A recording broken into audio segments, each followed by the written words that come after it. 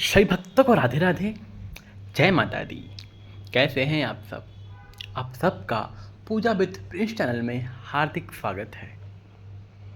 तो मेरे प्यारे भक्तजनों, आज मैं आप सबको योगिनी एकादशी के व्रत, विधि और पारण के बारे में जानकारी दूंगा। तो जो भी ये जानकारी जानना चाहते हैं, जो भी इस व्रत को करते हैं, वो इस वीडियो में अंत तक बने रहिए। आपको भगवान नारायण की कृपा प्राप्त होगी। सबसे पहले योगिनी एकादशी कब पड़ रहा है? यह आषाढ़ का पहला एकादशी योगिनी एकादशी है, जो इस बार 2 जुलाई दिन मंगलवार को पड़ रहा है। वैसे तो आप व्रत की विधि जानते ही होंगे, भगवान नारायण की पूजा पाठ, लेकिन फिर भी एक बार सुन लीजिए। हमें प्रातःकाल जल्दी उठकर पीले वस्त्र धारण करने चाहिए। माथे पर भगवान का तिलक सजाना चाहिए। जो भी आपको तिलक आता है, जो भी आपको तिलक अच्छा लगता है, वो तिलक माथे पर सजाना चाहिए। उसके बाद भगवान नारायण की, कृष्ण की, ठाकुर जी की, जो भी आपके घर में उनकी प्रतिमा है, उनकी हमें पूजन पाठ, भोग, आरती, निवेद्य आदि से पूजन करके, आरती करके माँ तुलसी का को भी के सामने भी दीपक जलाना चाहिए। इस दिन तुलसी माँ में जल न डालें और न ही तुलसी का पत्ता तोड़ें।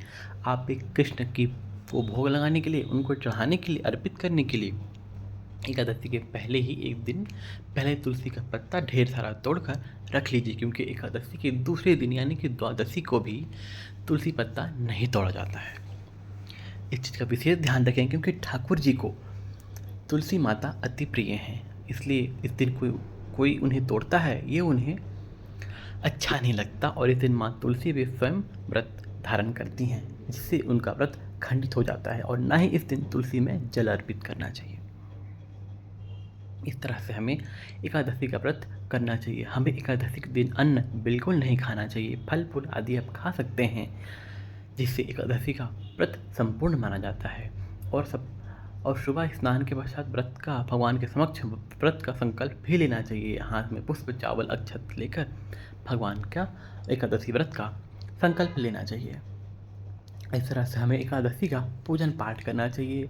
और हो सके तो इस दिन आपको ज़रूरतमंदों को पीली चीज़ें दान करनी चाहिए, जैसे कि पीला वस्त्र, केला इत्यादि ज़रूरतमंदों को दान करना चाहिए, भोजन कराना चाहिए। ऐसा करने से भगवान नारायण की विशेष कृपा प्राप्त होती है।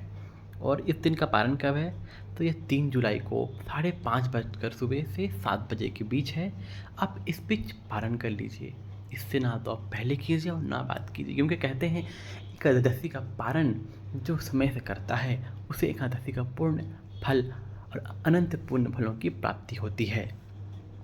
और हो सके तो एकादशी का पारण पूजा पाठ के पश्चात भगवान का चरणामृत लेने के बाद अन्न के साथ ही, यानी कि चावल से ही एकादशी का व्रत तोड़ें, तो यह व्रत सर्वश्रेष्ठ और महत्व और पुण्यदायी बन जाता है। इस तरह से आप एकादशी का व्रत करेंगे तो भगवान नारायण की आप पर विशेष कृपा होगी। मैं आशा करता हूँ आप सबको ये जानकारी, ये वीडियो अच्छी लगी हो। अगर ये वीडियो जानकारी आपको अच्छी लगी तो प्लीज़ इसे लाइक करें, शेयर करें, सब्सक्राइब करें और ज़्यादा से ज़्यादा लोगों को शेयर कीजिए, ताकि वो भी ये योगिनी एकादशी में कुछ गलती ना करें और इसके महत्व को जानें, समझें। अपना ध्यान रखिए। भगवान आपकी हर इच्छा, हर मनोकामना पूर्ण करें। तब तक के लिए सभी भक्तों को मेरा प्रेम भरा राधे राधे।